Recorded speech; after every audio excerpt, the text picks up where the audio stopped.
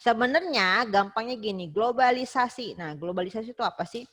Dari katanya aja, global. Oke, globalisasi. Globalisasi dapat diartikan sebagai pengglobalan atau penyatuan seluruh aspek di dunia ini. Oke, globalisasi itu apa sih?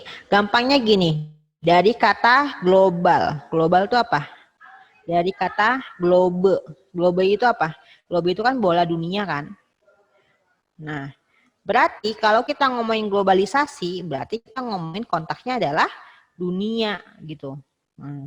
Gampangnya kalau diperentelin atau di deskripsi yang lebih jelas, globalisasi dapat diartikan sebagai pengglobalan atau penyatuan seluruh aspek kehidupan. Penyatuannya dilakukan melalui upaya penyeragaman yang mendunia. Intinya apa? Global itu sama dengan dunia gitu.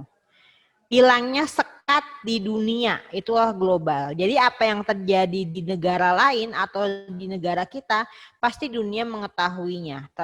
Ditambah lagi dengan adanya perkembangan teknologi. Jadi itu perkembangan teknologi kan sebenarnya lebih identik ke modern dibandingkan global. Nah, dengan adanya, jadi itu kayak didukung gitu loh. Dengan adanya penemuan teknologi, jadi mempermudah adanya globalisasi. Proses globalisasi itu sih gitu. Ada bangkitnya perekonomian internasional ditandai dimulai dengan adanya perdagangan internasional. Tadi yang kedua itu ada dominasi perdagangan kaum muslim, makanya Islam masuk pun melalui perdagangan. Nah, itu lebih sama juga karena lahirnya globalisasi. Terus yang ketiga, eksplorasi dunia oleh negara-negara Eropa. Makanya kalau misalkan kalau dalam lelucon sejarah ya, jadi itu kenapa kita dijajah sama Belanda. Itu ternyata kalau kata leluconnya itu emang udah pembagiannya gitu loh. Jadi Inggris ngejajah Singapura, Malaysia dijajah sama Amerika, sedangkan kita dijajah sama Belanda. Nah, itu sebenarnya pembagian kue, istilah pembagian negara-negara Asia Tenggara di negara Eropa itu tuh kayak gitu. Itu leluconnya.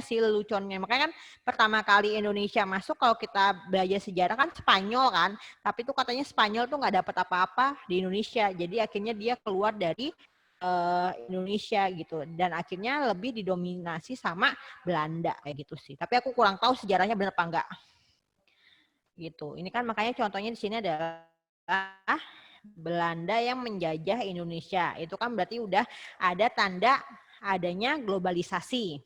Terus yang keempat, munculnya perusahaan-perusahaan multinasional. Kalian tahu nggak perusahaan multinasional itu apa? Berarti Wahai perusahaannya anak-anak. milik dua negara atau lebih gitu ya, Kak? Betul sekali. Perusahaannya milik dua negara atau lebih, atau misalkan gampangnya gini, perusahaannya itu ada di beberapa negara gitu. Contohnya apa? Contohnya kayak kita nih, kayak kalian suka makan MCD. MCD itu perusahaan multinasional, ya kan? KFC itu juga multinasional, ada di beberapa negara, tidak hanya di Indonesia. Nah, itulah yang disebut dengan perusahaan multinasional. Atau handphone kalian, Samsung, Apple. Nah, yang terakhir, runtuhnya komunisme dan menyebarnya kapitalisme. Runtuhnya komunisme itu kapan sih? Sejarah lagi nih. Kalau nggak salah itu adalah Perang Dunia ke runtuhnya Uni Soviet. Itu Perang Dunia Kedua, Perang Dunia ya kalau II. nggak salah ya. Ya kan, kedua. Perang Dunia Kedua itu kan runtuhnya komunisme, bubar Uni Soviet, akhirnya menyebar kapitalisme. Kapitalisme itu apa? Saat ini kita itu adalah negara kapitalisme, lebih mengutamakan ekonomi dan keuntungan ekonomi semata. Nah, itu adalah kapitalisme. Pemikiran kapitalisme itu adalah ekonomi yang utama, sedangkan yang lainnya itu kayak, makanya kan kapitalisme itu moto hidupnya itu mengambil untung sebesar-besarnya dengan menekan pengeluaran sekecil-kecilnya. Itu adalah pemikiran kapitalisme. Benar-benar fix ekonomi. Para pecinta ekonomi pasti kenal namanya kapitalisme. Gitu. Nah, jadi intinya globalisasi itu dari A sampai E, dia tidak hanya di saat-saat ini aja kan. Ternyata kan globalisasi itu udah ada dari dulu gitu kan. Dari yang ini, perdagangan internasional lah, perdagangan kaum muslim lah, negara Eropa itu kan udah lama banget kan. Nah mungkin kalau yang saat ini yang lebih kecondong adalah yang D, munculnya perusahaan multinasional itu yang saat ini. Tapi ternyata karakteristik globalisasi, ada apa aja sih atau ciri-ciri globalisasi itu apa sih? Yang pertama, perubahan dalam konsep ruang dan waktu. Itu maksudnya apa? Misalkan dulu globalisasi mengenal dunia, kita harus ke suatu negara. Ya enggak sih? Kayak misalkan aku mau tahu negara Eropa tuh kayak gimana sih? Ya aku harus ke Eropanya gitu kan. Biar tahu pandangan Eropa tuh seperti apa. Tapi saat ini kita nggak perubahan dalam konsep ruang dan waktu. Kita nggak harus ke Eropa untuk mengetahui Eropa tuh kayak gimana gitu loh, ya nggak sih? Baik kalau kalian kemarin itu nonton Ransworth, ya kan? Raffi Ahmad dan keluarga keliling dunia. Kalian tonton, nah berasa kalian juga ikut keliling dunia meskipun hanya ngelihat dari tayangan si Raffi Ahmad sama Nagita gitu. Nah itu jatuhnya gitu, perubahan dalam konsep ruang dan waktu. Kalau dulu, kita kan kalau dulu banget sebelum adanya perkembangan teknologi, kalau kita mau mengenal suatu negara, kita harus baca-baca majalahnya lah, atau menghayal lah gitu, kayak nggak ada gambaran kayak gimana sih Eropa gitu kan. Tapi dengan adanya globalisasi saat ini, kita bisa mengetahui tanpa harus ke negaranya langsung kayak gitu. Nah, itulah yang disebut dengan perubahan dalam konsep ruang dan waktu.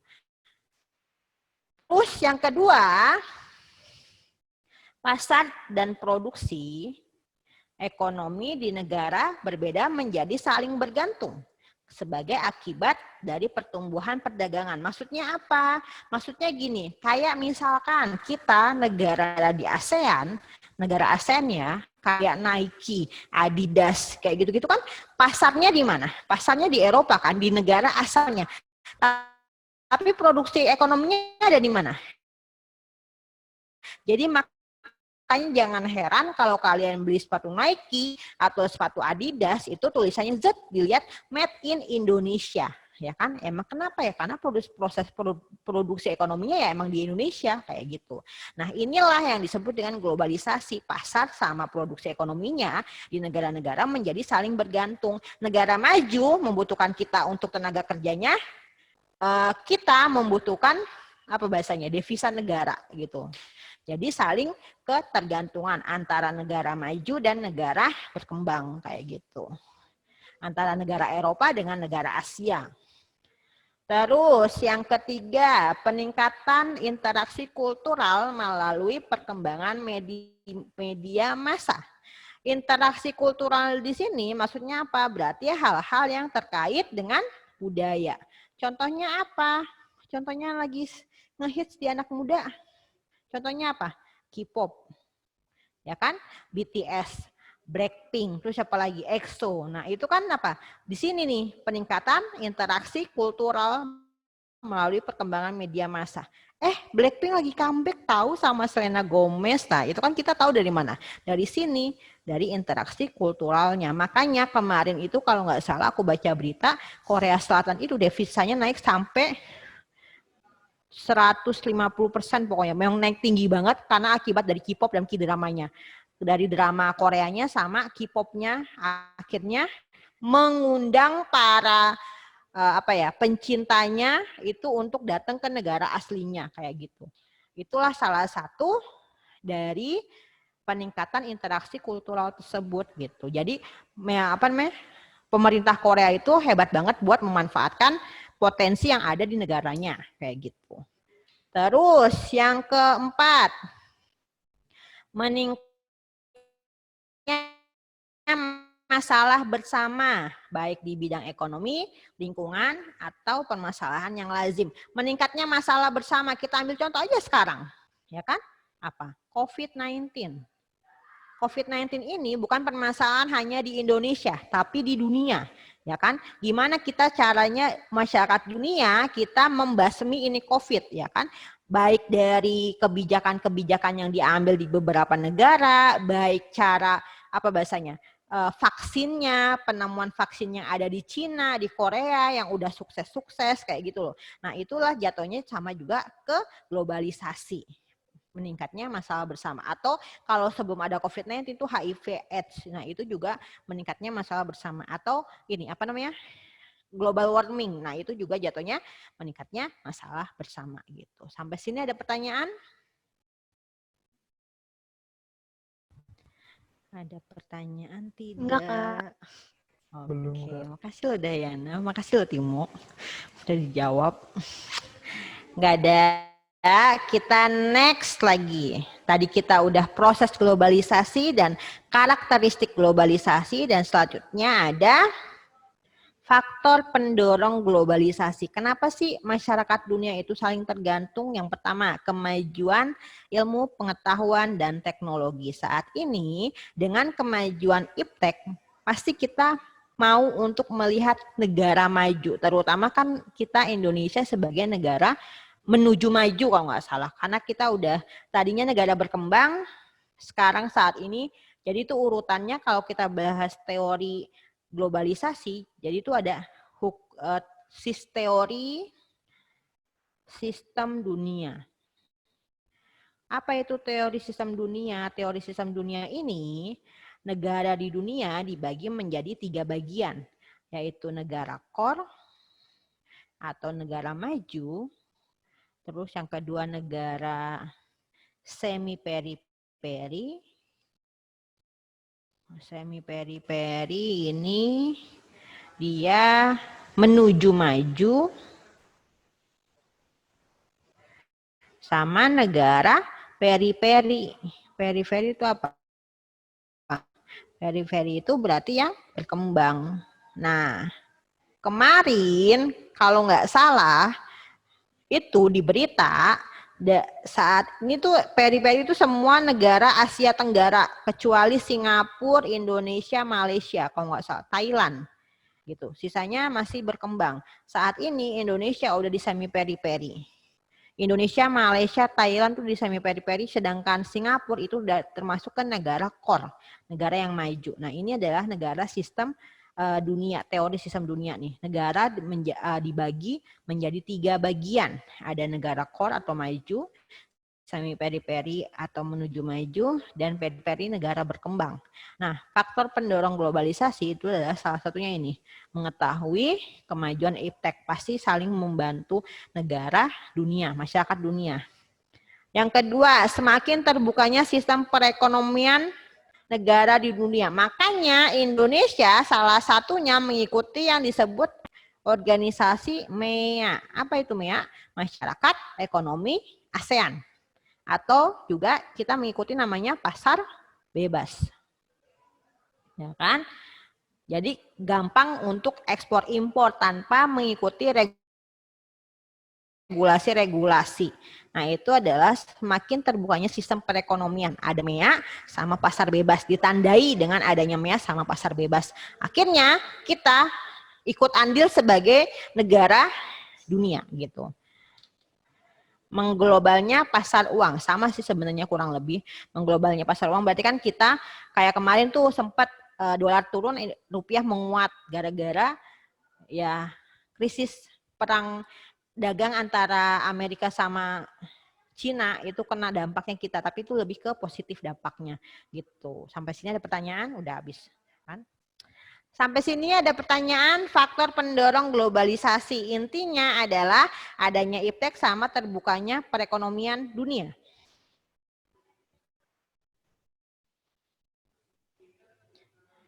Ada pertanyaan tidak? Enggak.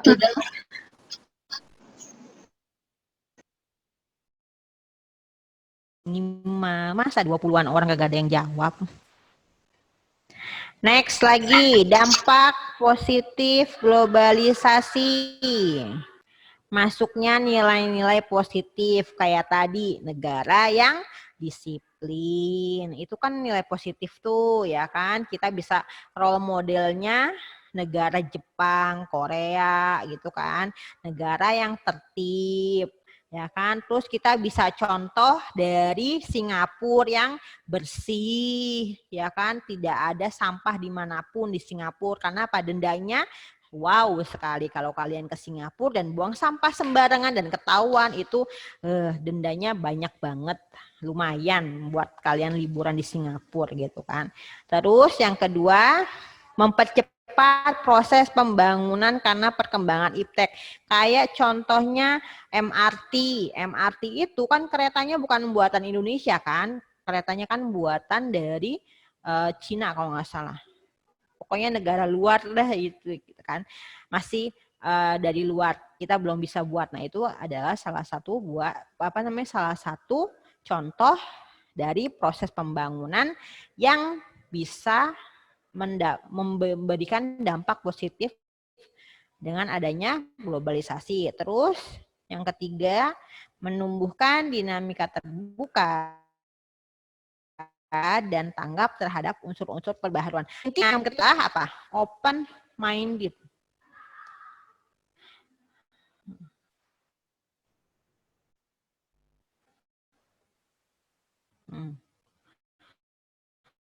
Open minded, pemikiran yang buka gitu. Jadi jangan pragmatis lah istilahnya gitu. Jadi kita kan karena kita kontak dengan beberapa negara, jadi bisa diambil yang baik-baik dari beberapa negara tersebut gitu. Itu yang dampak positif. Tapi ada juga loh dampak negatif dari globalisasi. Ada apa aja?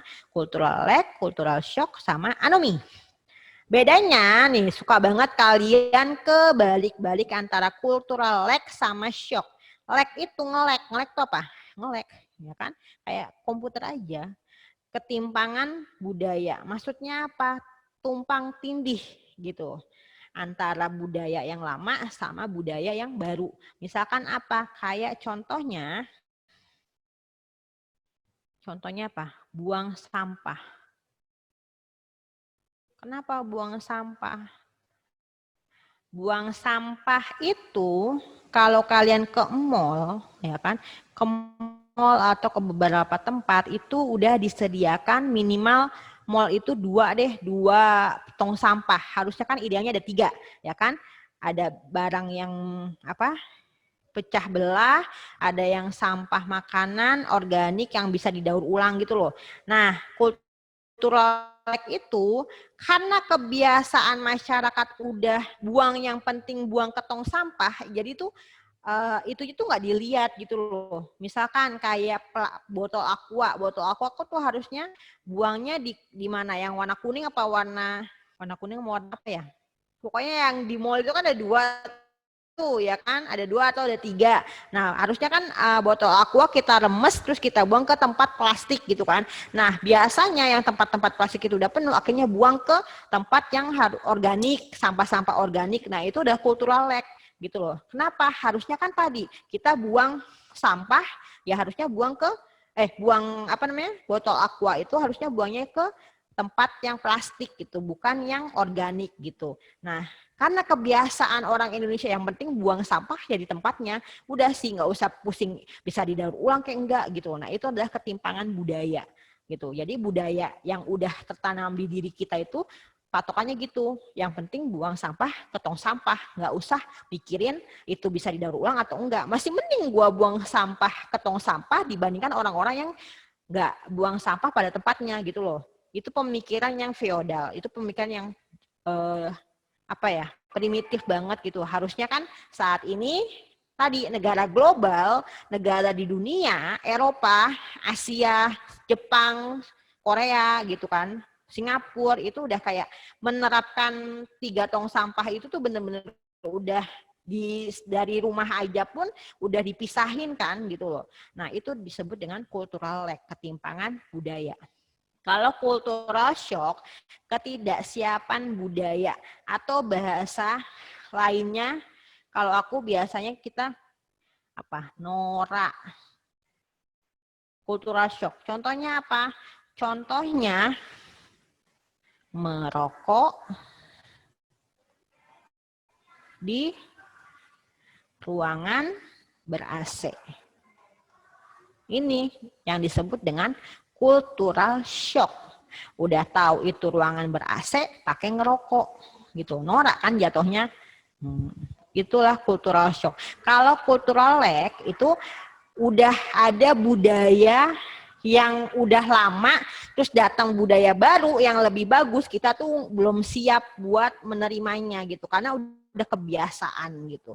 Atau contoh lain dari buang sampah, misalkan kayak nyebrang nih, kan kalau misalkan ada apa tuh, JPO, jembatan penyeberangan orang, karena biasa di Indonesia kita main nyelonong. Nah ya kan, akhirnya tuh JPO kagak dipakai gitu kan. Kenapa nggak lewat JPO? Males Kak, capek naiknya gitu kan. Mending langsung nyebrang aja. Nah itu jatuhnya cultural lag, ketimpangan budaya gitu. Karena budaya yang udah jelek itu udah kepake di diri kita, dan akhirnya kita malas untuk berubah ke budaya yang lebih baik kayak gitu. Kalau cultural lag, kalau cultural shock itu norak jatuhnya gitu. Udah tahu merokok, udah tahu ruangan AC tapi ngerokok kayak gitu. Kalau anomi itu berarti apaan? Keadaan tanpa norma. Gampangnya gini. Norma lama sudah tidak terpakai, tapi norma baru belum menggantikannya. Intinya kalau anomi itu adalah keadaan yang kacau. Atau bahasa itunya adalah chaos. Ya kan gitu. Itu dampak negatif dari globalisasi. Sampai sini ada pertanyaan?